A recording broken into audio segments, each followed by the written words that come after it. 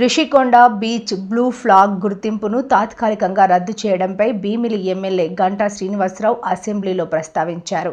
విశాఖకు ముఖ్యమైన ఐటీ టూరిజంని అభివృద్ధి చేయాలని కోరారు.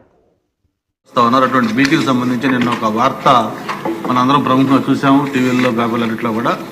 దాని గుర్తింపుని తాత్కాలికంగా ఆ బ్లూ ఫ్లాగ్ ట్యాగ్ ఏదైతే ఉందో దాన్ని రద్దు చేసి దాన్ని అవేర్నెస్లో పెట్టారు. దానికి కారణాలు ఏంటనేది కూడా చెప్పడం జరిగింది అధ్యక్ష.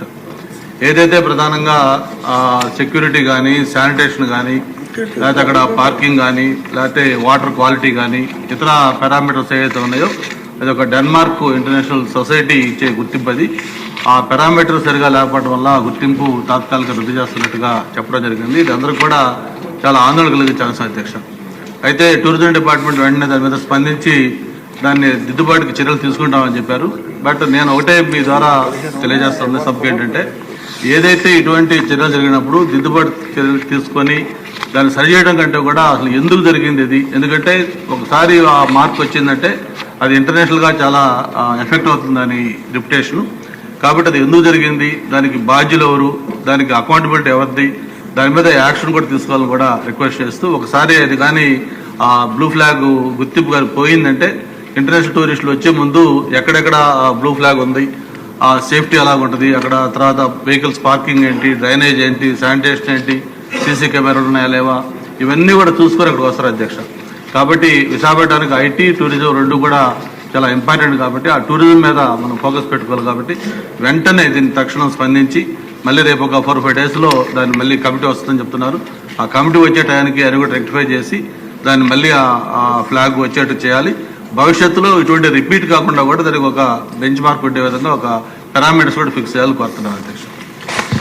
సమస్య చిన్నదైనప్పటికీ ఇంపాక్ట్ చాలా ఎక్కువ చెప్పబోతున్నా.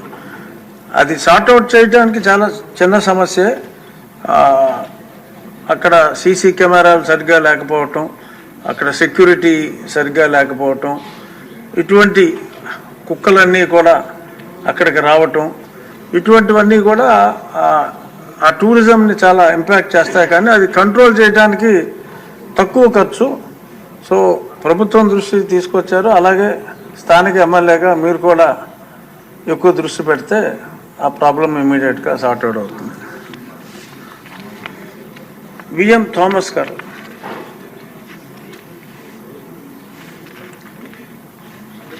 అధ్యక్ష, మాది రూరల్ ఏరియా అధ్యక్ష. ఇక్కడ పవర్ కట్ చేసిన దండిగా ఉంది అధ్యక్ష.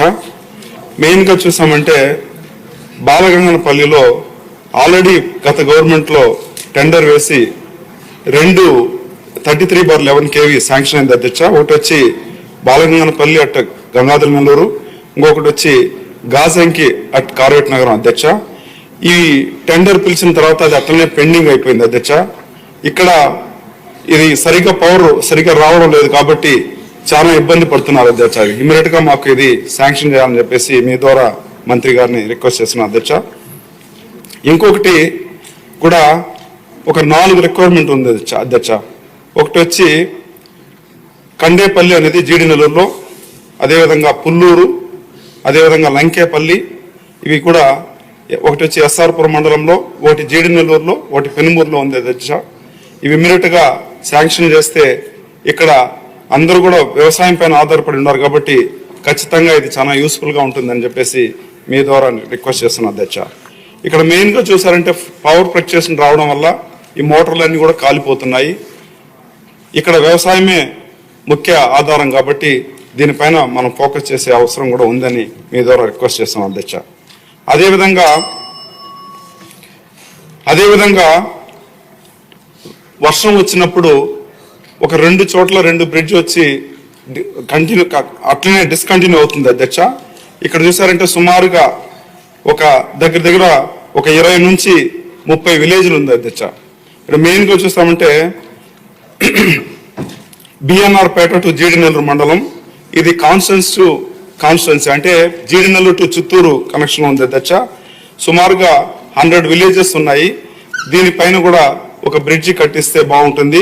ఎందుకంటే వర్షం వచ్చినప్పుడు ఇది సపరేట్గా ఈ విలేజెస్ కట్ అయ్యి అక్కడ నుంచి స్కూల్కి పోవాలన్నా routine day to day activities కూడా కంప్లీట్గా ఇది వచ్చి ఇక్కడ ఏం జరగడం లేదు అధ్యక్ష. దీన్ని ఇమీడియట్ గా మాకు శాంక్షన్ చేయాలని చెప్పేసి మీ ద్వారా మంత్రిని కోరుకుంటున్నాను అధ్యక్ష.